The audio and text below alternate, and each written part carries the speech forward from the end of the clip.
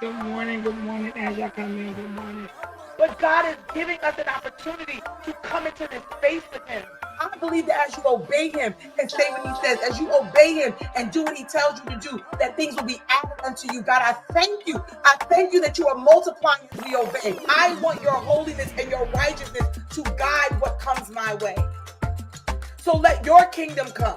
Let your will be done in my life and in earth in the same manner that it exists in heaven. Your perfect will for my life. It is the God who is and who does that is mindful of us. It is that God who has promised you something, which makes the promise a sure promise. In the name of Jesus, God, we thank you this morning.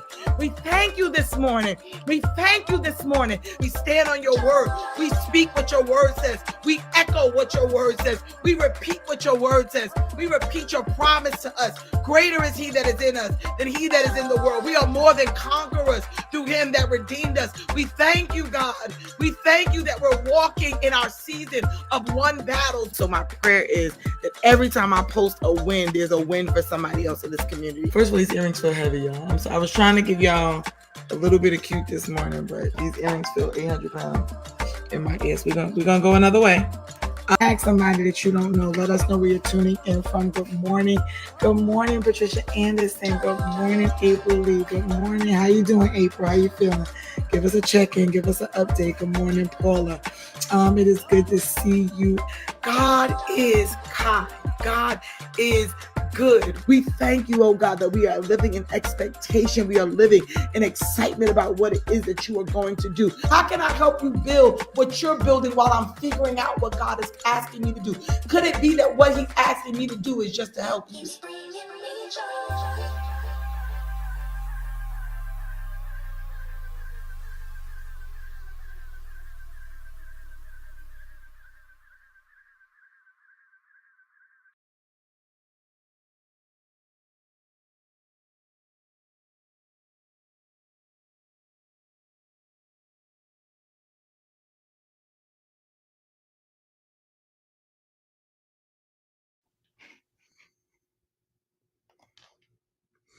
Good morning, y'all. How y'all feeling this morning? It is Wednesday. It is the middle of the week. Good morning, Paula. Paula, so good to see you this morning. I'm being extra and I'm dragging it. Good morning, y'all. Good morning, y'all. As you come in, say hey. Let us know where you are tuning in from, where you're engaging from. Good morning. Good morning. Good morning, Alexis. Good morning, Ronald Hines. Senior, good morning, Sinceria, good morning, good morning, good morning. Good morning, Shantae. I'm gonna message you on the side, Sinceria, because I feel like I don't feel comfortable when I'm saying your name correctly. Good morning, Kayla. Good morning, good morning, good morning, good morning, Alexis. Good morning, good morning, good morning, Ebony. Good morning. Come on, Michigan. Come on. Good morning, good morning, good morning. As you come in, say hey. Good morning, Angelica. Thank y'all for tagging, sharing. The last few days, we only had about 2 or 3 shares. So if you don't mind sharing it out, sharing it to your communities, if you don't mind tagging folks, if you don't mind at followers or at highlights, and that'll help us let people know that we are on here and invite your communities. Good morning, Donna. Good morning, Angelica. Good morning, A. Nicole. Good morning, good morning, good morning. Good morning, Tangier. Good morning. Okay, I'm saying it correct. Let me tell you something. I don't want to mess up a name. I don't. Good morning. We got some good today. I'm doing a mentorship call yesterday, and God showed me something in the story of Joseph. We're going to go back to the story of Joseph. This is also when Faith Meets Strategy Wednesday. Good morning, Alyssa. If you're not following Alyssa Abernathy Boston, she just came on here. Please go follow her. She's doing a lot of amazing stuff in the not-for-profit space, a lot of stuff with young people, all the things. Good morning, Minister Felicia. Good morning, good morning, good morning, good morning. We are going to get started. We're going to get started. We're going to pray in. Good morning, Michelle Briggs. Thank y'all for tagging in other folks and letting them know that we are live this morning. Let me make sure I've also shared to the Facebook group. I didn't do my tags this morning. I've not shared to the places. Let me make sure I'm sharing to the Facebook group. Let me let our WhatsApp community know that we are live. It's actually not letting me share to our Facebook group. What's happening? Uh-oh. All right, it's not letting me share to the Facebook group. If anybody else can share it, please share it and tag me in it, and I will respond there. And then let me know, let our WhatsApp group know that we are live and we are going to keep it going. Thank you for all of you who have already registered for our 52 Days to Finish training that is coming up. Thank you for all of you that have sent me a message letting me know that you will be registering. I appreciate it. And thank you for y'all that are registered in your heads that just haven't filled out the paperwork yet. I'm excited. I'm excited because we got registrants, right? Sometimes you can drop something, you got to wait 35 days for somebody to raise their hand, but I'm excited that people have already started registering, letting us know that they are coming. So I'm excited about that. And I'm excited, whoever's in the room, we're going to get this work. And I'm excited about that. Let's pray in and let's get to it. Dear God, we thank you this morning. God, we thank you for your loving kindness. God, we thank you for your tender mercy. God, we thank you for waking us up this morning, starting us on our way, food on our tables, activity of our limbs, soundness of our mind. We thank you, oh God, for the opportunity to join, oh God, together in this space to give you glory, to give you honor, to hear from you, God. We ask this morning, God, that you would open up the eyes of our understanding, God. Open the eyes of our hearts, oh God, and quiet the noise in our heads, God. We want to see and we want to hear what it is that you have to say, God. We thank you, oh God.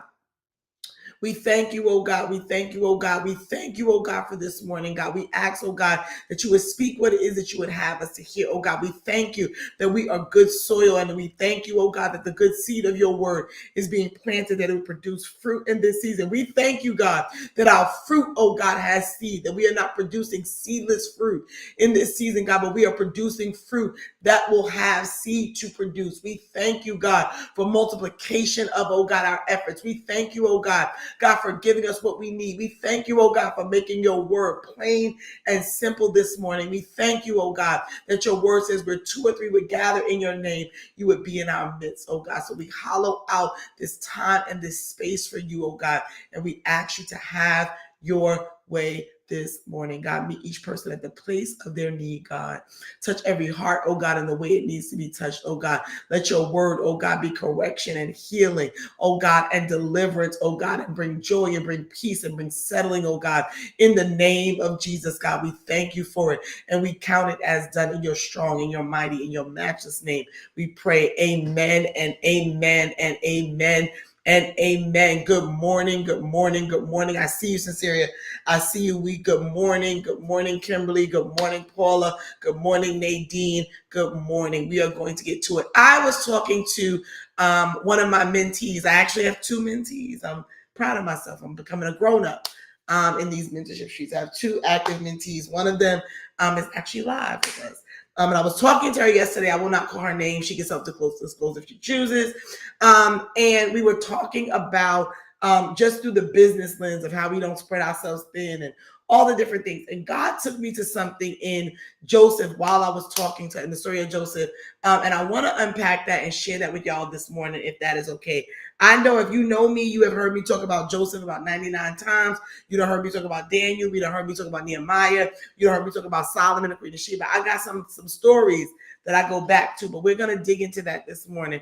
If that's okay, drop a 1 in the chat. I need this to be a heavy talk back day if you can. Heavy on the talk back today, if y'all can, as we move through this. Some days I need a little bit more chit chat than others. This is a chit chat needed day, so we're gonna be heavy on the talk back if possible. So let's run to Genesis 40. I might be lying. Give me a second. And those of you that are having testimonies that the good things are happening as you are moving through this month, you can drop those in the chat as you will. Just drop those in the chat as you will. I do a good job of engaging the chat while I'm talking. So drop those in the chat as you will. We're not going to go to 40. We're going to go a little bit beyond 40. Give me 1 second to get us set up. Baby shark. I'm tired, y'all, because I'm saying baby shark. Okay. I think we're around 43. I'm just trying to find exactly where I want to be. Okay, let me get through this part. Drop those testimonies in the chat while I look for it.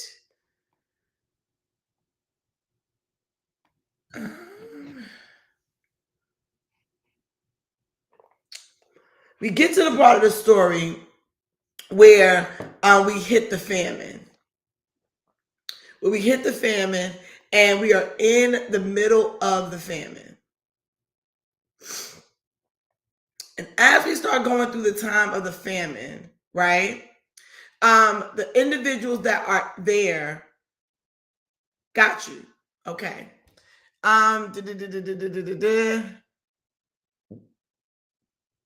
Okay, we're in chapter 47. So Genesis chapter 47. Thank y'all for bearing with me. Thank y'all for bearing with me. So we get to chapter 47 where they're in the middle of the famine. So let me go back and give backstory, because sometimes I assume that everybody has read the story, but we're going to give a little bit of backstory about this. So now we are in a space where the children of Israel, let me turn my fan on, y'all. It is Texas is wearing me out with this heat. We are in the period of where basically Joseph, he sold out by his brothers. Y'all know the story, or I hope y'all know the story. If not, please go back and read it. But Joseph is one of many brothers and sons. And basically Joseph is in a space where he gets sold out by his brothers. He ends up getting thrown in a pit. He ended up in Egypt. He gets to Egypt. He ends up in Potiphar's house. He's in Potiphar's house, and Potiphar is a man of high regard. He works at the king's house. Potiphar, while he's there, trusts him with all the things and allows him to work in his house at a high level. The wife wants Joseph. The wife wants Joseph's parts. Joseph don't want to give his parts to the wife. Joseph runs out, but in her revenge, she still claims that he has assaulted her or he's done something to her. Good morning, Marion. He ends up in prison because of this, because the wife lies on him. While in prison, he comes across two individuals. He interprets their dreams. One individual is returned back to their rightful place. Another one is hung, right? And during this time that everything is happening, Pharaoh has a dream. Pharaoh is made aware that Joseph is somebody that can interpret the dream. I'm giving y'all the Cliff Notes version. And so we end up at a place where Joseph is pulled out of prison. He interprets a dream. Pharaoh is like, you're hired. You got the job. Gives him this authority, and he sets the dream in action. So we get to the point now where the dream, which is a dream about 7 years of famine and 7 years of plenty, preceding the 7 years of famine. Now they're in the 7 years of famine. And so that's where we're at around Genesis 47. There's more stuff. His brothers come and visit. All these things happen, but this is where we are at the gist of the story. So it says they're in this point where there's no food in the land. We're in verse 13, because the famine was very severe. So that the land of Egypt and the land of Canaan languished because of the famine. And Joseph collected all the money. I want you to hold on to that. All the money that was found in the land of Egypt and in the land in Canaan in payment for the grain which they bought. And Pharaoh brought the money to Pharaoh's house. When the money was all spent in the land of Egypt and in the land of Canaan, all the Egyptians came to Joseph saying, give us food, for why should we die in your presence? For our money is gone. I want you to hold that. The money is gone. Joseph says, give up your livestock, and I will give you food for your livestock since your money is gone. So they brought their livestock to Joseph. And Joseph gave them food in exchange for the horses and the flocks and the herds and the donkeys. And he fed them with food in exchange for all their livestock that year.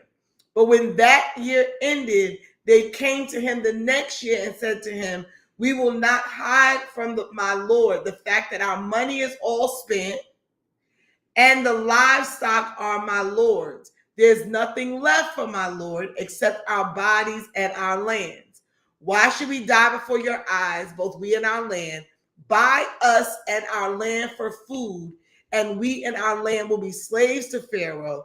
Give us seed that we may live and not die. That seed is back, and that the land may not be desolate. Give us seed so that we may live and not die, and that the land may not be desolate. Give us seed so that we may live and not die, and that the land may be desolate. So I want to say this right here. It's not the meat of it, But I want you to understand that our desire, or when God gives us seed, when we have seed, when we're seeking after seed, is not just for our own preservation. There's preservation of the land. There's preservation of others that is connected to our seed.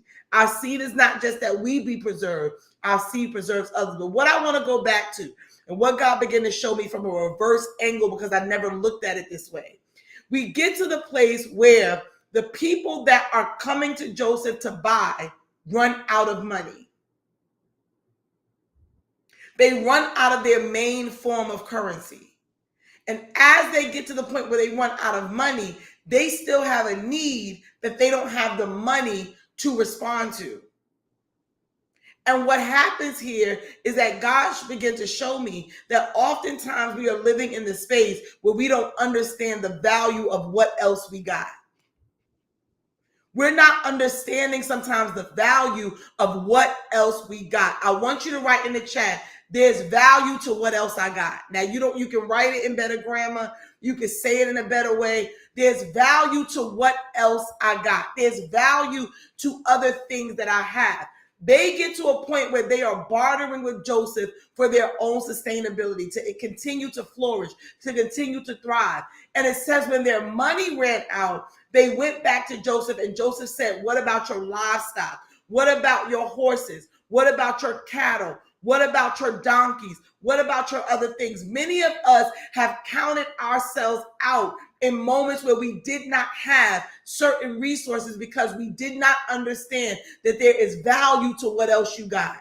There is value to the other things that you have in your arsenal. There's value to your experience. There's value to what it is that you've already built and created. There's value to your coaching program. There's value to the books that are inside of you that you have yet to write. There's value to what it is that you have built. There's value to what you have lived through. There's value to what it is that you know. And oftentimes we have tapped out early. We've given ourselves permission to go into the corner and to shrivel up and to die and to be reduced to nothing and to be left with nothing because we don't understand that there is still value in what else you got.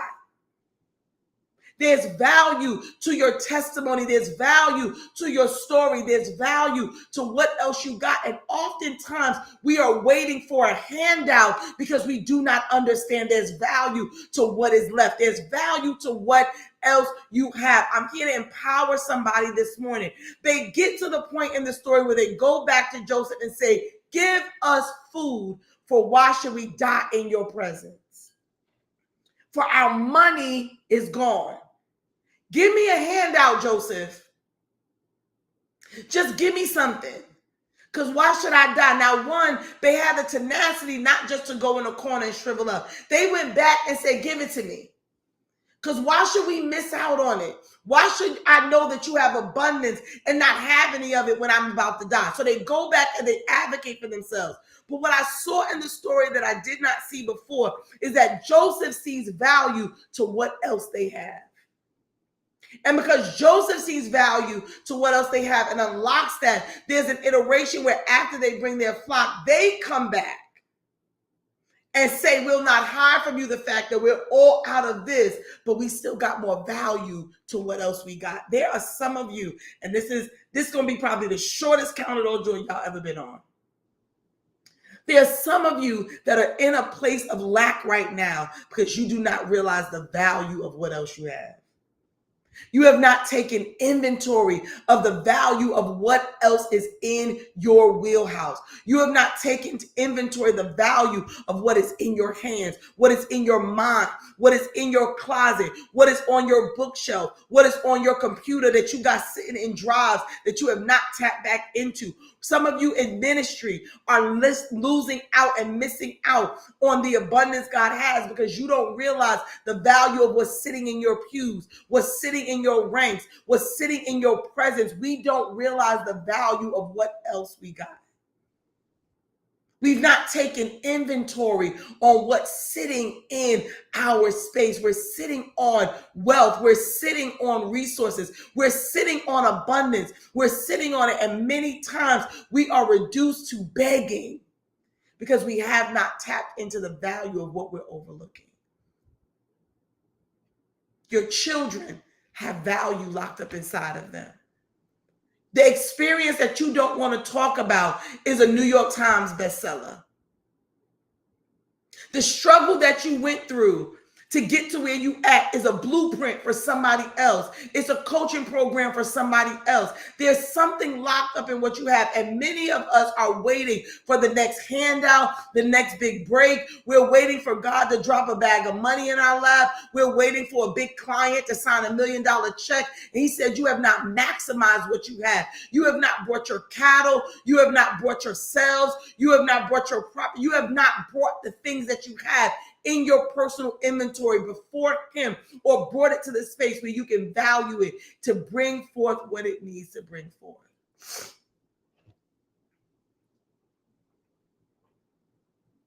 There's value in what you got.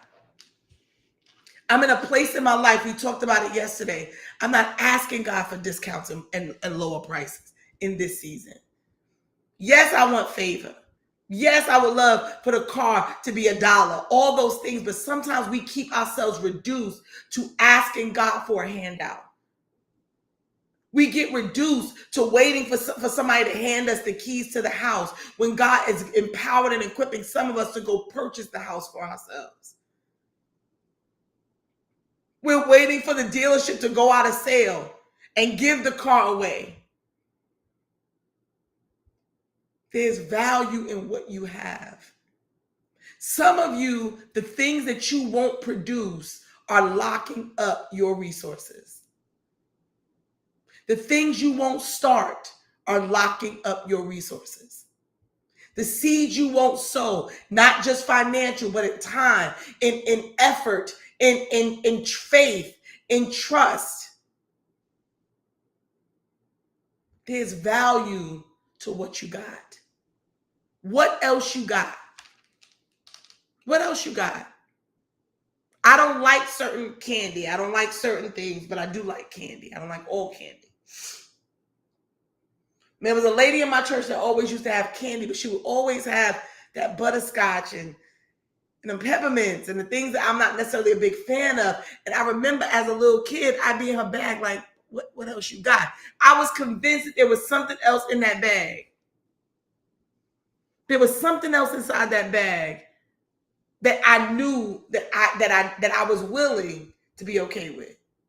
When the last time you looked down in your bag and looked past the peppermint and the butterscotch and looked down to see what else do I have? When is the last time you went before the Lord and said, Lord, I feel like my resources are drying up. What else you got? What else have you put on the inside of me? God, I thank you this morning. When is the last time you talked to God and asked him, God, what else have you put on the inside of me? What else have you put deep down in my heart, in my mind? What other skills? What are these treasures that you have put in my earthen vessel? I know you waiting on the next prayer line. I know you waiting on the prophet to call you out and tell you about your gifts. But when is the last time you laid before the Lord and say, God, what else? What else is on the inside of me that I have not reached into, tapped into? God, what else is it that you would have for me to do? What else have you equipped my hands to produce? What else have you equipped my mind to do, God? What else is on the inside of my heart, on the inside of my mind? We are sitting on gold mines. He said, I put treasure in you. And many of us are standing around waiting for somebody to give us when God has already provided us with everything that we need. What else is on the inside of me? What other business idea, God? What other skill set, gifting, and ability? What other thing? What other thing am I supposed to produce? What am I supposed to birth out in this season? Many of us are living beneath our privilege because we have not gone to God and asked him, what else? What else, God? God, my rent is due. What else have you gifted me with to produce? What else, God? What else? The people went back and said, give us food. And Joseph said, what else you got in that bag? Some of you are getting pulled on to do things because other people see what else you got. Some of you, people are asking you, they slide in your DMs, asking you to launch a course, Jocelyn, to launch a training, to do a this, to do that, because they see what else you got. They see the value to what else was happening behind the peppermints and the butterscotch. They see your capability. They see your capacity. And we have gotten so used to, once I run out of the obvious, I'm going to wait for God to drop something in my lap. I'm going to wait for favor. I'm going to wait for somebody to want to give it, to want to. What else you got? There's money waiting on you to realize what else you got. There's resources waiting on you to do the inventory of what else you got. There's fruit. There's things that you need. The seed that you need is on the other side. He said to them, give us seed that we can live and that the land won't be barren. What else you got? That's all I got this morning. What else you got? What else you got? The business may have dried up. What else you got? You may be looking around and only 4 people are showing up on your lives. That's fine. What you got though? We are so focused on what we don't got. We have been so focused, many of us, if we be honest, on what we do not have, that we have missed sight of what we got. I've done it.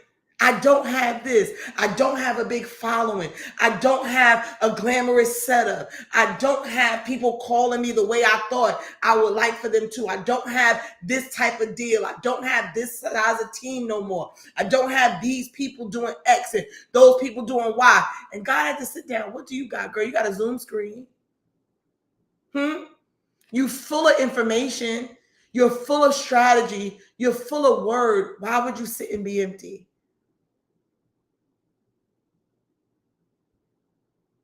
What else you got? Some of you are full of stuff and you just focused on what you don't have. You may be a church with 5 members. What's in the 5? We're so busy looking at the fact that we don't got 500 that we have not tapped into what's in the 5. What's in what you have? You may not have 8 million clients, but what's in the 8? You may have one book that you wrote. How are you maximizing that thing? What else is there? Is that book an event? Is that book a tour? Is that book a challenge? Is that book a masterclass? Is that book a webinar? Is it a retreat? What else? What else am I pulling? Am I maximizing what's in what I have? What do you have? What else you got? What else you got? We are not living in a season of lack. We are not living in a season of hopes and dreams. We are not on spiritual welfare. What else you got? I want us to condition ourselves that before we say we don't have it, we look for what else we got. No shade to anybody. Before somebody DM me and say, I really want to be in your class, but I don't have it, what else you got? Empower yourselves. Shift your mindsets. Shift your mindset. Before you go without, you need your website. You need X, Y, and Z done. Before you, I'm going to wait until I can afford it. What else I got? Is there a training that I need to do? Do I need to launch a new program? Do I need to pitch a service? What do I have inside of me that dictates that I never lack, that I never go without? Treasures in earthen vessels. The excellency is God's and not of us, but he's given us gifts, talents, abilities, skills.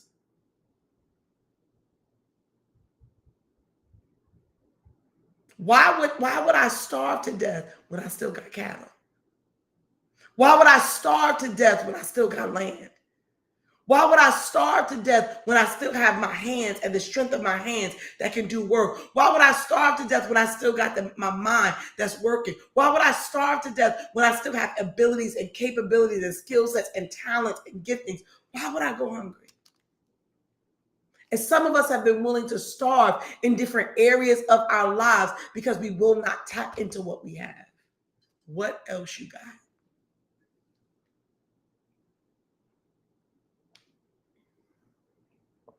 What else you got? There's no shame in it. In some seasons, I've had to go back and get a job. Why? Because I have the capability to do so. Why would I starve when I have the ability to operate in this way? Why would I live beneath my privilege when I have millions in my mouth? Here's what I want you to understand. I am become acutely aware that there are millions in my mouth. That there are webinars, there are trainings, there are seminars, there are books, there are retreats, there is consulting. There's all these things living on the inside of me right now. Millions live in my mouth. So why would I ever stress out about $50, $99, $100, $200, $1,000? $5,000. Why would I stress out when I know that there's millions living on the inside of me? Why are y'all stressing out about stuff when there's millions on the inside of you, but you won't tap into it? We won't tap into it because we so busy focusing on what we don't got. If all you got is an idea, you got something.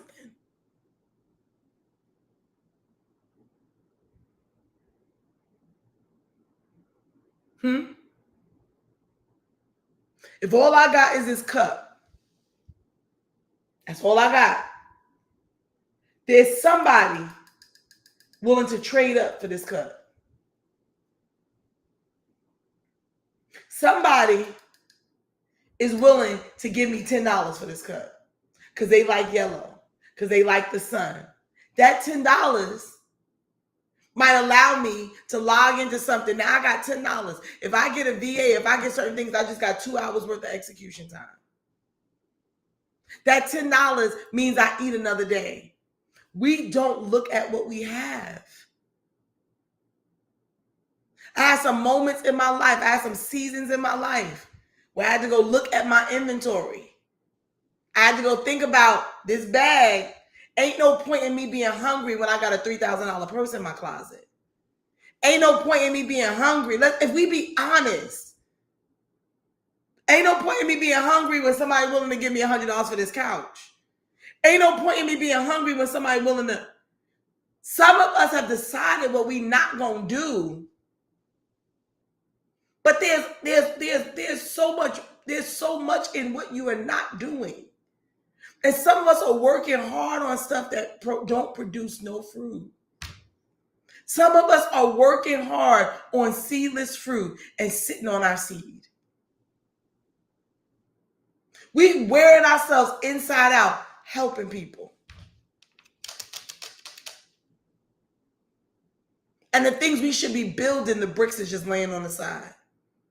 We wearing ourselves thin, being good supporters. And the stuff we're supposed to be building is laying on the side.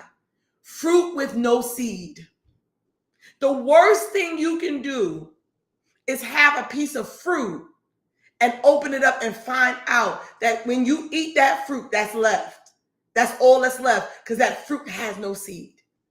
Some of us have spent years on seedless fruit, pouring into things that are never going to produce because we will not tap into what God has placed on the inside of us to produce. The thing about a seedless watermelon is that no matter how good it tastes, once I eat it, that's it. It ain't never producing no more. Seedless grapes might be convenient, but I can't take nothing out the middle of that grape and replant it to have more. We have wasted our energy engaging seedless fruit and not building what God has given us to build, not maximizing what He's already placed on the inside of us. putting our money in pockets with holes because we are not building into what it is that he has told us to build into. Some of us are busy and disobedient at the same time. We are doing all the things and none of the things that God told us to do. We're doing everything for everybody except the things that God told us to do for the people that he told us to do it for.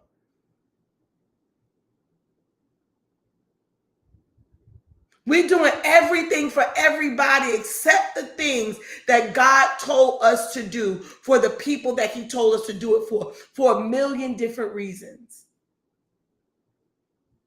I don't want to mess up nobody's theologies or nobody's thoughts. If this ain't free season, it can't be free. If God is telling you to produce something, to launch the class, to launch the course, to do X, but because your self-esteem is so low, you still want to do free coaching sessions, this ain't your free season. So you are producing seedless fruit. You are producing fruit that cannot continue to feed you because you don't have enough courage and you don't have enough faith to do it the way God told you to do it. You don't have enough stamina to do what God told you to do. I'll talk a little bit about business strategy. It's good to see you. It's good to see you, Evangelist Brown. Good to see you. Good to see you. I'll talk to you a little bit about strategy for me. Folks, somebody asked me yesterday, are you going to do a reel? Or you going to do this? Or you going to do that? I said, I don't feel it in my heart to do a marketing push about this class. I feel like this class finna be organic. I feel like whoever gonna join. Whoever don't. Whoever join gonna get a deep dive. I don't know that it's gonna be 1 million people on this class. Build into it. Some of us are spending so much effort trying to get people to see us that we're not actually focusing on what we're planting. I can spend the next 9 days stressing myself out, reposting every 30 minutes, hunting everybody down, trying to get everybody to buy into this class. Or I can say, I got 3 people that already registered. I got 6 more that said they on the way. So if we get these 10 people in the room, I'm going to sit down and pour into these 10. I'm going to plant into these 10. And as they produce, I'm going to continue to plant. Some of us are focusing on the wrong side. Doesn't mean that we won't market at some point. Doesn't mean, but I felt in my heart, this ain't the time to go haywire. I almost said something different. To go haywire.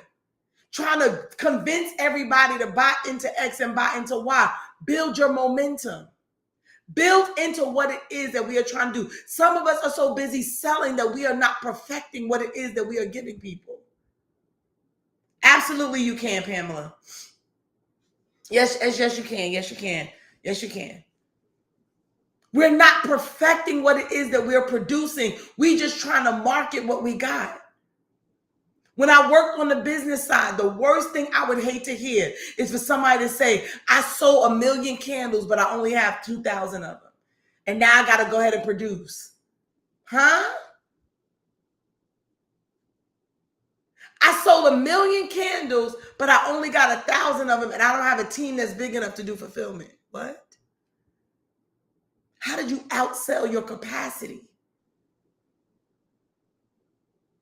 How did you not build the capacity for what you were about to put out into the market? Securing the bag, getting the bag and securing the bag are 2 different things. Everybody out here can get to a bag at least once. Securing a bag, making sure that the people that gave you the bag the first time want to continue giving you the bag, means that at some point your marketing strategy got to be less important than the quality of what it is that you are producing. I'm teaching already. I hope you're taking notes. That's my new line, y'all. I don't know if y'all picked it up, but that's my new line. I'm teaching already. I'm adding to my preaching lines. I'm getting my little preaching repertoire together. We're working some things out. I'm teaching already. I hope y'all taking notes. Okay? A little humor this morning because I be getting a little rough on y'all. But we have to think about how we are doing the things. Paula right now had to go back to the drawing board. Sorry for telling your business. And organize and set up some things. Well, as she's doing that, she's building a blueprint for releasing or launching new ministry endeavors. She's building a blueprint, a rinse and repeat on how to rebuild ministries inside of churches right from scratch. When you go through transition, how do you rebuild this department? How do you rebuild this ministry? How do you reset structure? She don't realize that's what she's doing, but she's building a blueprint. She's building something now, whereas churches are going through transition, she can go in and train on how do you reestablish this program and reestablish this department and reestablish this ministry. Why? Every time I look on my timeline, pastors are transitioning and moving. So new leadership has to come in. And with new leadership comes sometimes new teams. So she's building a blueprint for people who are going to be able to relaunch new ministries within already existing ministries. She's building that out and setting that up. Jocelyn don't know that she's building, but in her process, she is building a blueprint for what it is to plant ground and to relaunch things in certain areas. She's in a southern area where everything she's trying to do is almost unheard of for someone to do, for a woman to do, for a black woman to do, for a black woman under 40 to do. She's doing things and she just thinks she's busy and working and doing stuff, and at the same time doesn't realize if she was slowed down for 10 minutes and write down the steps. She is building blueprints and manuals for pastors and leaders. So by the time she's 45 and 50 years old, she's not going to have to work so hard because she has built blueprints that others will come to learn from, to model after. Sometimes we are missing what else God is showing us because we're so busy being overwhelmed by the stuff that's the biggest stuff in the front. We're missing how God is setting us up, how God is making us sustainable, how God is making us able to not have to forever toil for every piece of what it is that we have. You are building capacity. But we don't see that because we just got our head down, focusing on what we don't got. Trying to just make the best that we can with what we have. Looking at all the negatives, looking at what it ain't. But what is it? For the rest of this week, I don't want you to look at what it ain't. I want you to identify what it is. I don't want you to overwhelm yourself with what it ain't. What is it? What is in my hand? What is in my toolkit? What is in my capacity? We are missing sometimes that there's nothing that you go through that somebody else is not also going through that doesn't need help getting through what you've gotten through already. Some of you are survivors of illnesses. There are people right now going through illnesses trying to figure out how to get through them and have no idea. My dad had cancer. I was talking to somebody the other day. I didn't have cancer. My dad did. Watching him go through it, they were talking about food, and I was like, oh, my dad used to complain that everything had a metallic taste. Have you tried watermelon? Have you tried adding salt to certain things? Have you tried eggs? I didn't even go through the experience, but my proximity to the experience gave me something of value to give somebody else. Y'all are sitting on value and waiting for handouts, sitting on gold mines and waiting for somebody to lower the price. Sitting on gold mines and waiting for somebody to remember you and to come see about you. Sitting on gold mines, but struggling in your own personal finances. Sitting on gold mines, but struggling to make sure that your kids have what they need. It's wild that we're not tapping into what God has given us. For the rest of this week, take inventory. What else you got? If he's already supplied, if he's supplying my needs according to his riches and glory, if the cattle on 1,000 hills belongs to him, if he's filled me up with treasures in my earthen vessel, what am I sitting on? I don't want to be busy and disobedient.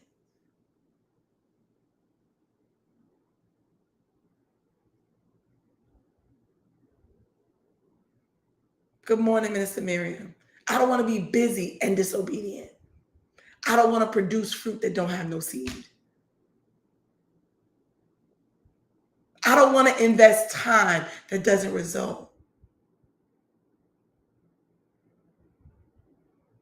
and an output.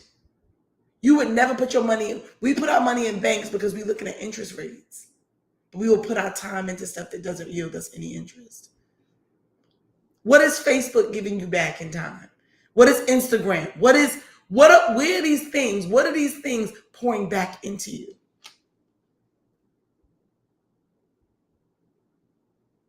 This is a season of productivity. And I don't know why I'm pushing that. If I could tell y'all a quick story, and then we're going to wrap here. How God is weaving things together. Who on here, and just drop a 1 in the chat if it's you, who on here feels an urgency to do something that you're stalling to do? I feel an urgency, but I'm stalling. Just drop a 1 in the chat. I feel a push, and I'm stalling. If you driving even, just don't swerve, but just hit a 1. Just hit the 1. Stay on the road, but hit the 1. I feel an urgency, but I'm stalling. I see the ones coming in. Let me tell y'all a little story.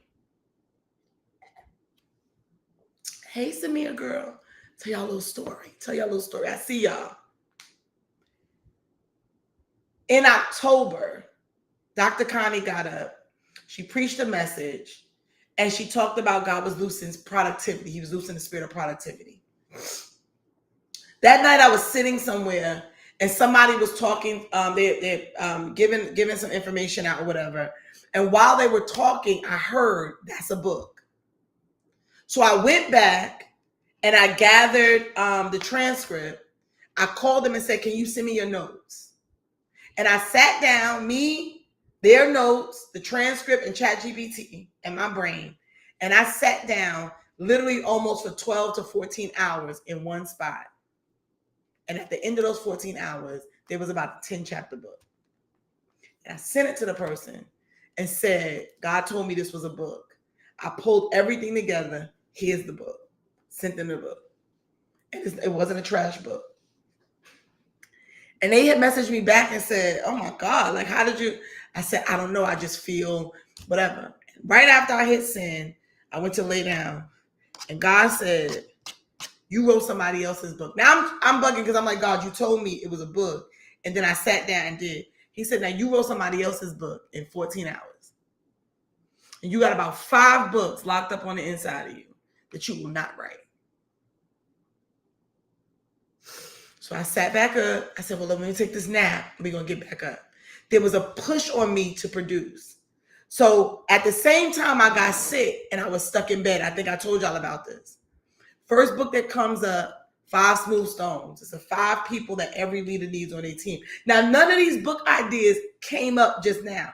These books have been in the works for a year or two. I've been writing these leaders' guides for a year or two. So 5 Smooth Stones, the 5 people that every leader needs on their team. Book written, set up, Omega working on the cover. Send it to the editor. Now I'm like, all right, I'm going to lay back down. He's like, you've been resting for a long time, mother. Back up. I'm stuck in bed for a couple days. So I get back up. Because these are manuals with worksheets or whatever, they're not novels. And so he dropped in my heart the John Maxwell for the church. You're going to be John Maxwell for the ministry and marketplace community, the faith-based community. You're going to be John Maxwell. Get to writing. I start writing the next book. The next book compelled them to come. Whole conversation around how it is that we can focus on the in-house worship experience. While everybody's talking about digital, we are going to focus on the in-house worship experience. So how do we compel them to come? I sit down, get the book done, send it to the editor, send the information to Omega for the cover. I think we done. He like, you wrote an article in COVID about how to recover from a time of crisis. Go get the article as an outline. I go get the article. We go keep writing. So I keep writing. Before we leave the ark, a crisis management guide for churches that are going through scandal, pandemics, all kinds of hits and harms that may hit the church. It's a crisis management guide to manage people through. Book number 3. We already got Unpacking Your Joseph. He's like, all right, I still got this book. I still got that book. I still got to write about the Queen of Sheba. He starts pulling all the models back to my mind. Right? And as I'm sitting there, so I'm 4 books in, and I've paused because I got to get these things off and produced. I get a call from somebody who, when I went to Pittsburgh Theological Seminary, earlier this year. If y'all remember, I had the opportunity to take my Faith Me strategy to Pittsburgh Theological Seminary. Stay with me. The story about to be over. I get a call. There's a gentleman that's been engaging and following and staying on top. He's been reaching out. Are we trying to get you in front of my pastor? I'm trying to get you in front of my pastor. Trying to get you in front of my pastor. Okay, fine, no problem. I'm waiting. It's been a couple months. I realize that things take time. Some seeds take time to germinate. They take time to unfold. So I get a call last week, and he's like, are you available on Monday to meet with my pastor? Monday was day 52. I'm like, okay, I got you. Yes. I met Pamela. Is it Pamelia or Pamela? I want to make sure I'm saying it correctly. Robinson. So I'm as Pastor Robinson, I'm pretty sure. So I'm like, okay, I'm sitting here. So as I'm sitting here, I get on a call on Monday. What does he want to do? He wants to focus on leadership development for his leaders. All the models. So he's basically asking me, so basically what you got? I'm able to say what I'm producing and what I'm working on at this point. Here's the thing. I've written the things. They on their way. He can get a copy in another week or so. Right? But what if I was waiting? Pamelia, got it. But what if I was waiting? What if I was just sitting around waiting for somebody? What if I was just sitting around still procrastinating? God is pushing some of us to do stuff, and you're stalling and you don't know what he has online waiting for you to just produce what he's asked you to produce. So I'm on the call, but he don't just want leadership training for his group.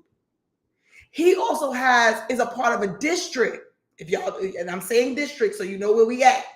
There's a district that he's a part of, where there's a whole other group of churches that also need leadership and succession plan and support and development. But not only that, then he mentors another group of pastors who are bivocational, Ministry Marketplace. And it's in Arkansas. And so let me know, we're going to see for January. All these things unmapping. But what if I was sitting here not producing? What if God had let me just stay being stagnant? What if God just had me held up? If he allowed me to just be held up in my corner? What if I didn't surrender to his will? What if I didn't surrender to what it is? And while he's talking to me, what does he say? You know, books like things around stuff like John Maxwell used to produce. You know, like the John Maxwell models. He must have said John Maxwell like 3 times. We are waiting sometimes for a big break that we're not prepared for. We are waiting sometimes for it to make sense. Remember, the ark did not make sense until the rain came, but it was already built. We said a couple weeks ago that God was going to move us into a season where the ark would make sense. But if the ark makes sense, that means that the rain is here. And if the rain is here, but I haven't built what he's told me to build, I drown with everybody else. I want you to be mindful that if Noah had not built the ark, he would have drowned with everybody else. He would have drowned with everybody else. He would have been righteous and drowning with everybody else. I don't want us to be saved, sanctified, filled with the Holy Ghost, and drowning with the rest of the world because we have not submitted and done what God has told us to do, because we're giving ourselves excuses and reasons and rationales for things that God is supposed to do. So while people are losing contracts, while things are drying up, while things are being removed, he's opening doors and windows and taking the roof off of opportunities. Now, this isn't necessarily a group that doesn't even necessarily acknowledge female ministers. I was Sister Joy on that call. But my title didn't make room for me. My gift did. My title may not be allowed, but my gift is. My title may not be invited, but my gift, what God has put on the inside of me, is invited into the rooms that I'm called into. I want to encourage y'all. Build what he is telling you to build. I am begging you to do what God is asking you to do in this season. I am beseeching you. I implore you Do what God is telling you to do. God has something designed to bless those that will obey. And my obedience is not even always complete. Sometimes it's 80%. Sometimes I got band-aids on it. It don't look like what I want it to be. Count it all joy don't look like what I want it to look like yet. I haven't figured out how to get up and get cute enough at 6 o'clock in the morning. I don't got all the backdrops and all the motion graphics and all the things, but I'm doing what it is that I can do with what he gave me. I am begging y'all. If God is telling you to be in a room, get in the room. If God is telling you to be in a place, get to the place. If he's telling you to write it, write it. If he's telling you to produce it, produce it. If he's telling you to launch it, launch it. If he's telling you to start it, start it. Stop waiting for it to be the right time. Stop waiting for it to make sense. Stop waiting for all the things to connect. Stop waiting for all the stuff to connect and feel like it's whatever. Do what God is telling you to do now. It would have made no sense for Noah to have foreknown something was coming and to drown with everybody else.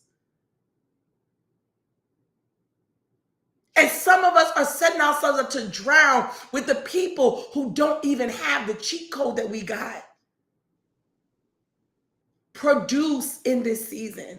I am adamant about this. I don't mean to yell at y'all. I don't mean to be screaming at y'all, but there's an urgency. Produce. Stop making excuses. You scared? I don't care. You overwhelmed? I don't care. You got imposter syndrome? Me too. You made mistakes? Join the club. You don't got no support? Oh well. You ain't got 1 million fans and followers? Who else does? A bunch of us don't. You don't have a venue? Do it in your living room. You don't have enough money? Barter. Ask somebody. Do it in the community center. You can't do it in the place that you want to do it in. Do it in the place that you're able to do it in. Do it afraid. Do it broke. Do it scared. Do it tired. Do it crying. Do it nervous. Do it without everything that you thought you needed to get it done. Do it mediocre. If you can't do it amazing, but get it done. Because y'all are waiting for perfect conditions and time is moving past. I have no idea what the world's going to look like past November 5th. We have no idea what the landscape is going to look like in the next 60 days. The shifts that God is moving us through, the transitions that God is moving us through, the positioning that God is placing us in. Who knows if God stalled you for such a time as this? Esther's in the palace for a whole year before she gets to go before the king.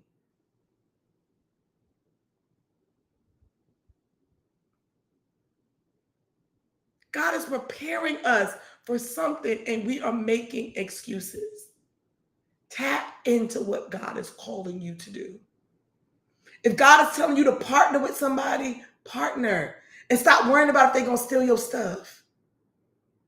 All the things, God telling you to build a team, but can't nobody do it like I do it. They don't need to do it like you do it because you don't do it all that great all the time, if we be honest. God is telling you to launch the ministry. They're going to think I'm trying to do. I want y'all to know when I started Count It All Joy, the enemy told me do not start it because people are going to think you copying other people.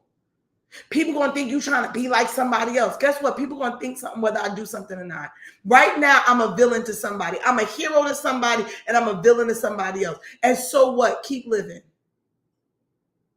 Bible says when a man's ways please the Lord, he'll make your enemies be at peace with you. Some of y'all have messed up in some situations real bad and created your own enemies. But he didn't say he would make the enemies this type of enemy or that type of enemy. He just said, please me and I'll make even your enemies be at peace with you. Some of y'all trying to chase people down and reconcile with them. God says, stop chasing them down. You can't apologize no more. Just do what I said. Keep living and keep moving. Some of y'all stuck on what y'all did. Baby, I got a laundry list. You been to prison? I've been arrested too. You got charges? I got a seal record too. Let's go ahead. Let's go ahead and lay it on the table. And so what? You a little ghetto some days? Me too. You ain't got a whole bunch of people supporting you around you doing all the things. Mama dead, daddy dead. I ain't got chick no child. I ain't got bae no boo. I understand what you're saying. And so what? Don't nobody care about half that stuff but you. I could tell y'all half my business right now. The truth of the matter is, there's stuff I ain't told you that if I told it, I'd probably go viral. Nobody cares. Don't nobody care about half the stuff you did but you. And so what?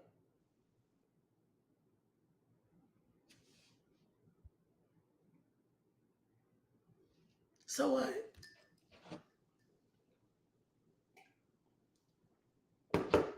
And whoever detached wasn't meant to be there. And so what? You got to start telling your mind, and so what? If you ain't nobody going to buy it, so what? Ain't nobody going to log in, so what? Only 4 people signed up, so what? And borrow a little bit of my Brooklyn. And you ain't even, so what? Stop making excuses and get it done. Get it done. Get it done. And I'm going to know when there's no more excuses, no matter what y'all write in these chats, when I see the fruit. Because let me tell y'all right now, if I keep watching y'all not produce, I'm going to put y'all in the seedless fruit pile.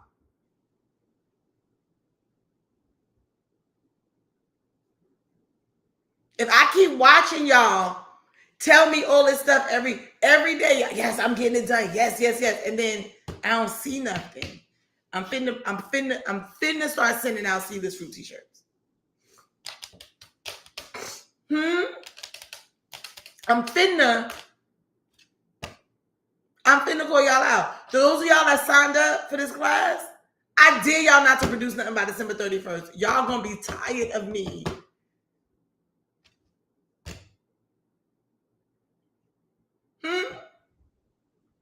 Because that's where we at. Because we have to produce for God's glory. Because the creature is waiting for the manifestation of the sons of God. Because the world is waiting for what it is that he is putting us to produce. Because if Joseph doesn't produce, a whole bunch of people starve.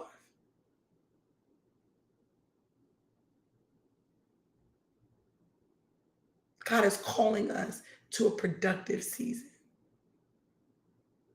Accountability. I was asking God, like, God, I don't want to roll nothing out. God, we're not in that season. I struggle even with dealing with entrepreneurship in this season of my life because I don't want to feel like I'm chasing people down. I have income. I'm okay. I don't want to feel like I'm hunting people down. But I had to come back to grips with the part that, yet this is not that. That him giving me income, him giving me, takes me out of the desperation and allows me to serve from a sincere place. But that does not mean that I don't value what I give. Some of you don't understand that God gave you a level of stability not to make you complacent. The job that you're on is not supposed to make you complacent and lazy. The job that you're on is not supposed to make you feel like you ain't got to do nothing. The job that you're on wasn't designed so that you gave everything away for free. The thing that he gave you to sustain you through this season wasn't meant to give you to make you feel like you could just do. Content and complacent are not the same. What he was giving you was enough foundation that you could operate with integrity. And some of us have missed the mark because we took what he was giving us to help us build integrity and we leaned on it, made it a crutch, and got lazy. So you became a slave to what was supposed to be serving you. That's why some of y'all can't get the promotion. Because if he give you more, you never going to do what he called you to do. That's why some of y'all ain't going to get the raise. That's why it seems like no matter how much you make, it's not enough. Because he knows that if he allows you to have enough to not need nothing, you won't do nothing with what he gave you to do. So he's making sure your lights is on and your bills is paid. But you ain't going to be able to get that Gucci till you do what it is that he's called you to do. That's just the honest truth. Some of us, he gave us enough foundation so we wasn't out here desperate selling. So we wasn't out here selling lies and hopes and dreams. So we could build with integrity. But it wasn't supposed to make you slothful. It wasn't supposed to make you slow. It wasn't supposed to make you in a place where you didn't produce nothing. He never intended for you. Yes, Shantae, you're helping me teach today. He wasn't intended for you to just have enough just to get by, just to buy bread, just to get juice. Some of you are supposed to be financing the kingdom, and you can't pay your light bill. And that's not a shade to you. But he has you in a place where he's not giving you the abundance and the surplus where you're at because you won't strive for where he's calling you to be. Some of us don't work hard till we got nothing in the account. He wants us to build the discipline that you can have $1 million in the account and still work hard because it's your call. Some of us, he has given us stability to keep us in integrity while we produce. And you've misappropriated and perverted the blessing and made it give you a space to just hang your hat because I'm good. I'm good. You're not good. With a 6-figure salary, you still got to produce. I'm grateful for this season because I'm not doing things out of desperation. I'm doing things that I'm inspired to do, that I feel led to do. God is giving us the space, some of us, to not lead out of desperation. We're not out here selling our eyelash and talking about this eyelash is anointed that I plucked out my eye. You come get it. I didn't want to have to go live. For me, it's not judging nobody else, but I asked God, I don't want to have to go live to pay my bills.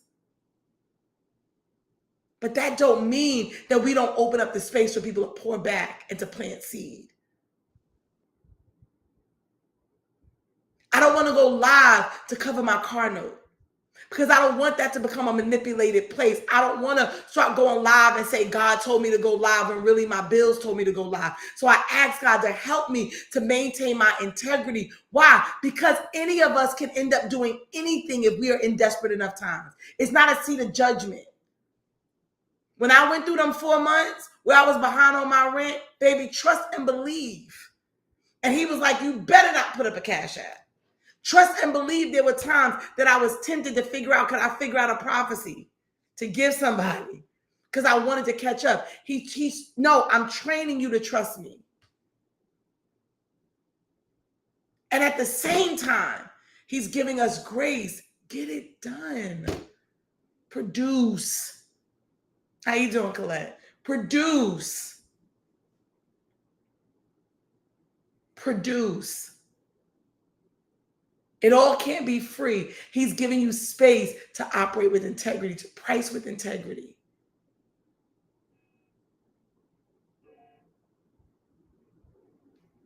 Produce.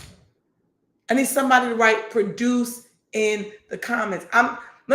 This is an honest moment because I don't want people out here beating themselves up.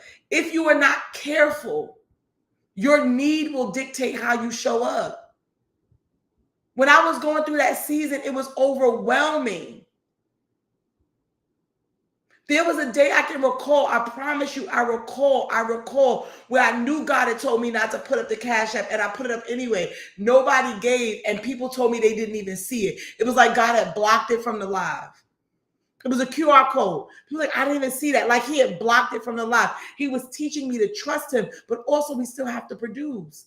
Then he opened up the door because my heart was never to have to prostitute this space. I don't even like asking y'all to sew. I'd rather sell y'all a t-shirt than just ask y'all to give stuff. And he's working through some things in me because I can't be so averse to it. But produce. But I also feel like he's giving me so much that I can produce that I don't have to beg. because I can launch a thing that people can get value out of. I can create an X. I can create a Y. Don't be complacent. Don't be stuck. Don't be satisfied with just enough. You have to produce.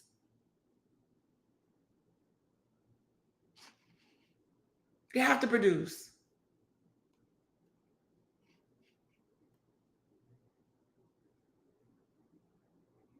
You have to produce. This has to be a season of productivity.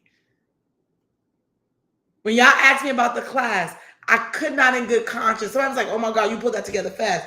I locked down and got the flyer, got all the things together. I went into an old flyer and recreated the flyer because I didn't have to wait to figure out how to get the flyer. So I just went into an old flyer and changed all the wording. Why? Because this is a season to produce. What did I already have? I already had stuff sitting in Canva. Procrastination told me, reach out to Omega and see when she can create the flyer. Spirit of productivity said, what else you already got? What else you got back there? I went on Square, set up the links, went on Zoom, set it up to connect, let the page go to the page, built the whole back end. And it took me 3 or 4 hours to do all the configuring and to test it, but it was produced. And here we are, 52 days to finish. I even looked at the timing and was like, God, is wild that November 9th is 53 days to the end of the year, which means that you gave us a data plan, and then after we planned 52 days to produce. Even the way the date landed. If you come on. But the whole rest of this year, we'll be talking about producing. We're talking about planting. We're talking about seed. But I'm also doing it to show y'all it don't take that much. I'm not that much smarter than y'all. I'm not smarter than nobody else. I don't have better talents than nobody else. I have different talents. My gift ain't better than yours. It ain't better than yours. Produce. Some of this stuff, I just had the benefit of, I've been doing it a while, so I had a couple flyers lingering in my Canva that I was able to go ahead and refix. Produce. For some of you, you won't have time for a flyer. Just put the post up. Just drop the Zoom link. Just set up the codes. Do what needs to be done. For those of you that are interested in joining the class, it's $99. The link is bit.ly/finishin52. FINISHIN52. I'll type it in the chat. There's no pressure here. I'm not doing no major launch. You will not see me doing reels and dancing on TikTok. Not doing it. Those that are coming will come. If you can't, I understand. But I want to challenge you before you say you don't have it. What else? Do me a favor for my own mental satisfaction. If you plan to register, just drop a 1 in the chat so I know how many people I'm preparing for. I'll take it on honor system. If you have not registered yet, but you plan to, not a 1, drop a 2, because we use 1 for everything. Drop a 2 in the chat, not a 1, a 2 in the chat. If you are planning to register between now and the 9th. So I can track and I can know how many people are prepared for. 1, 2, 3. I'm counting 1s and 2s. I see y'all. 1, 2, 3, 4, 5. Okay.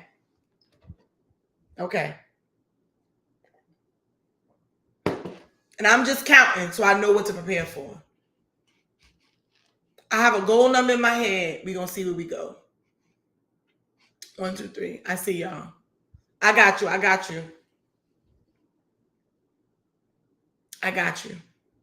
Familiar. I got it.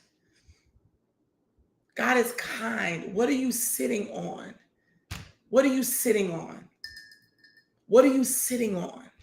And here's what Familiar just did. Familiar just Jedi mind tricked me into a second course. Familia just Jedi mind tricked me into a second course. I wasn't even paying attention. She just got me into a second course. I see you. Very well played. Well played. Well played. Bit.ly finish in 52. Write it down, save it, store it. God is kind to us. God is kind to us. Listen, I already have a vision for when Faith Meets Strategy University. If I can show y'all my computer and how much stuff I've already mapped out that I just never did or launched. I went back to a with Faith Meets Strategy tour. There was a Faith Meets Strategy tour thing. I was going through my Canva. I found a whole tour thing that I had mapped out. We were going to take when Faith Meets Strategy on the road. Like all this stuff I was planning, and then it just kind of got sad. It just sat there. Listen, I'm not going to tell you can. Familia saying that she will pay for her own, and she wants to give sow into somebody that wants to go on November 9th. Now here's what I want to say. Here's what I want to say. I'm gonna say this, and I want y'all to hear it from the most loving place. I feel like we good now. We close enough now where I can say the things to y'all and y'all don't get offended. Y'all with me?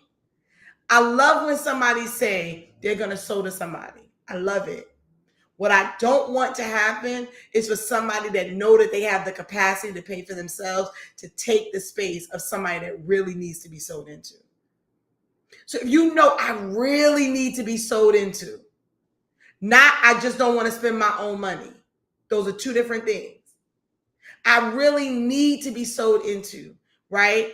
Then yes, we'll take it and put it as a scholarship. But don't be that person that just wants something for free because it's free. Don't be them people for Thanksgiving that's going and taking the turkeys and you know you got a refrigerator and a freezer full of food. We're not doing that. We're breaking certain mentalities and mindsets.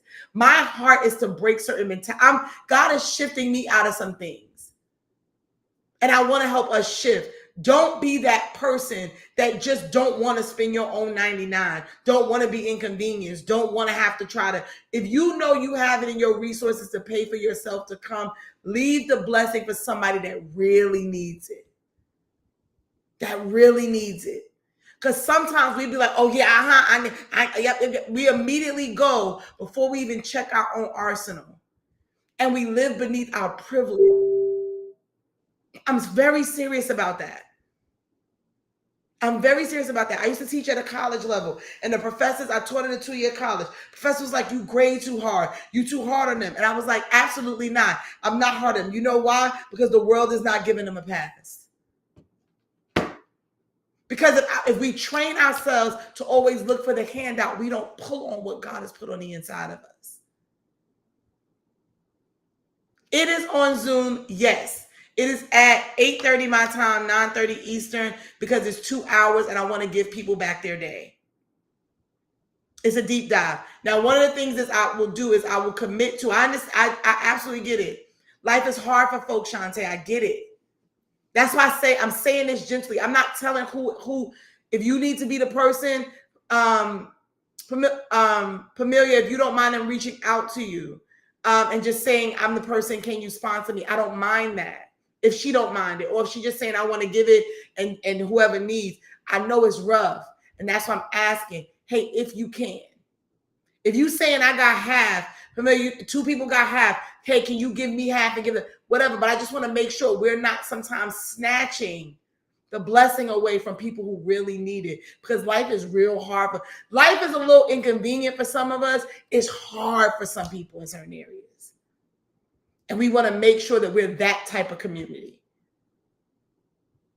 We want to make sure that we're that type of community. She want me to choose. Now, see why? So if you need to be sponsored, reach out to me. DM me and say, I need a sponsorship. Reach out to me and say, we need a sponsorship. But I'm telling you, I'm not asking you a bunch of questions. Whoever reach out first, it's yours. But I'm asking you to do it on honor system. So Patsy's already, I think Delinda had reached out and said she got half. She support Patsy's already going to help with Delinda. If somebody else saying I need it and I don't have it and I don't see no way to have it, go ahead and DM me and I'll get you the sponsorship. We are building a community of accountability with one another. Y'all with me? Y'all love me still? I love y'all still. Okay. Y'all, I'm a church mother some days in my head.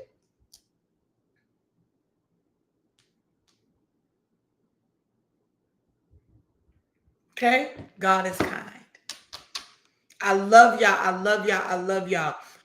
So what I'll do is, Pamelia, if you could go ahead, just go ahead and register for the 2, and I'll allocate it and leave the note. Those of you that are registering, go ahead. You're sharing your testimony. Now I want to come hear you share your testimony. Okay. I'm gonna figure out something for you, Pamelia, so you don't have to wait too long, because I want you to be on the 52 days. So I'm a slide in your DMs. We're gonna figure out something for you, because I want you to still be in pace for the 52. I still want you to be in pace for the 52. So we'll do that. Anybody else? Got you. Y'all still love me? Good. I still love y'all back. God is kind. He is. But I want us to be good. And listen, gather me if I need gathering, but I want us to operate from a place of integrity. Stop sitting on y'all gifts. We are going to produce in this season. Will there be a replay? I don't normally do replays for stuff like this, mainly because of the hot seat component, and people really do unpack and open up and share things that are personal. Got you, Familiar. I'm not rushing you. Take your time. So there won't likely be a replay, but there'll be a next time. Okay.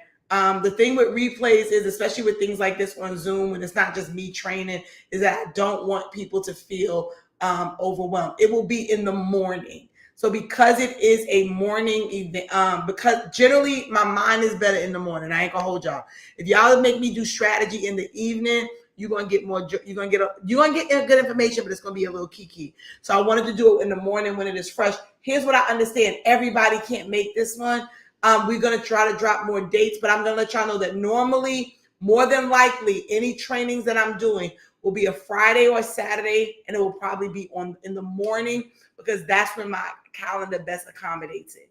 And that's when my mind is the best. So I have to set some spaces around. I want to accommodate everybody, all the things. And I know you're just asking, Tanya, I know you're just asking. I just want to make sure that we have to set some structures and kind of like some process. Now, what I will do today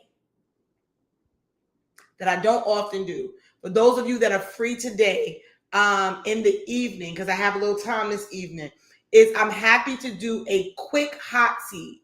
We'll probably stream it to the Facebook group where you can drop your questions, and I'll try to help y'all think through some light barriers. So we're not doing full on strategy. Okay, got you. And Pamelia, if you want to put together a group of people, and I do one for you and a group of individuals that you put together, we can talk about that too. Because some of you have communities where you like, hey, can I do one for your community? Sure. So, right. So think about that. I got you. No worries, Monica. Think about that. If you like, hey, but I'll do a quick hot seat, because I think some of y'all just may need a little bit of a push. And I'll do that tonight. I can commit to 8. Okay, how late y'all finna be up? Because I can do 9 my time, which means it's 10 Eastern, and that means some of y'all gonna be up. Okay, here's the thing: I don't have a next date, so we focusing on this date. I'm gonna work out something for Familia, because I want her to be in this 52 number, and I will figure out next dates, but I don't have the mental capacity to start dropping a next date. So on this date, if you can't make this one, stay tuned. Let's put it that way. Stay tuned. It's going to be 9 o'clock Central, 10 Eastern. I can do 8:30 Central, so it's 9:30 Eastern. 8:30, 9:30, but it's going to be in the evening. And so I'll do it at that time. So it's 8:30 or 9 better. Central time, which means it would be 9:30 or 10 Eastern.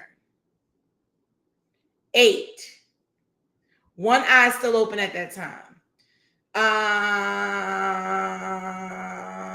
Okay. I'm going to do 8:30, because I also need to get done with everything, because once I get off, I'm going to bed. So I need to make sure all my stuff is done for the day. So I'm going to go with 8:30. Are you in the Facebook group? I need y'all to be in the Facebook group. In the Facebook group works. If y'all are in the Facebook group, have your questions ready. I'm not coming on to warm up. It's not going to be we're going to come on and talk for 45 minutes to warm up. Have your questions locked and loaded. We're going to open with prayer, and we're going to go straight into questions. Okay, do what you gotta do, right? I'm doing it, so we're gonna come on for that. Again, for those, we'll be figuring out more of a curriculum or a cadence of trainings. It might be once a month that we guarantee that there's a training per month. We're opening up the accountability group, etc. Marquita, it's okay. It's okay, baby. It's okay. You're gonna get what God has for you. You're gonna get what He has for you. We'll be on. I'll stay on till the last question is answered. But also, please don't come in at 10:30 with 50 questions. So come on time if you can. Now, here's the one thing I am going to request. This is the one request that I am asking for this particular one because of how I teach, how I train, and how my brain works.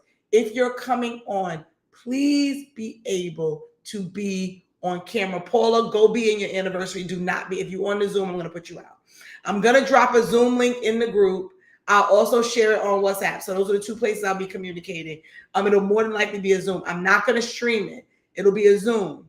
I'm asking if you got to put a robe on, whatever it is, be okay being on camera. Nobody screenshotting you. I'm not taking pictures and posting it. I do not enjoy talking to the squares and the white letters. I just don't. It doesn't give me inspiration. I'm not engaged. If I came on here live every day and we're just on a blank camera, you guys listen to my voice, some of y'all wouldn't come on here. It doesn't help me. It doesn't help me creatively. It doesn't. So if you're going to be on, I'm asking. I know it's going to be late. Put your robe on. Just sit on your couch. Find a little corner. If you just can't, I understand. But I do not want to be on tonight talking to a bunch of blank screens. I don't want to. If I come on and it's like that, I'm going to log off. I'm just telling y'all. I'm asking y'all. I'm pouring as much as I can. There are just some things that help me show up better. So I'm asking for y'all's help. Is that fair? I'm asking for y'all's help as we do this, if that's fair. We are way beyond time. We are way beyond time. Happy anniversary. Do not be on Zoom. Go be on Paul, not on Zoom. I said what I said. We adults here. On Paul, not on Zoom. I'll talk to y'all later. Y'all have a blessed day.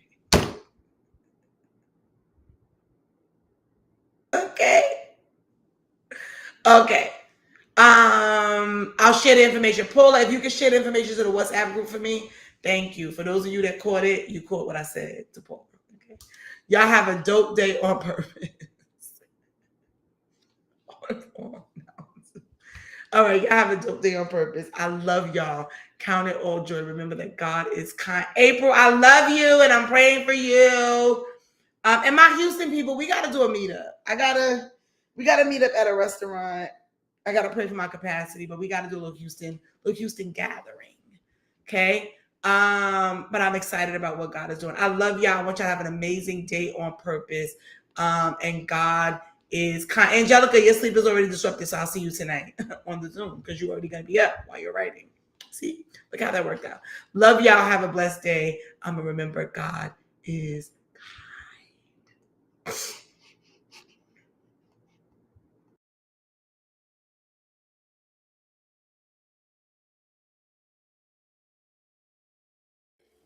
4, 3, 2, 1. It keeps bringing me joy.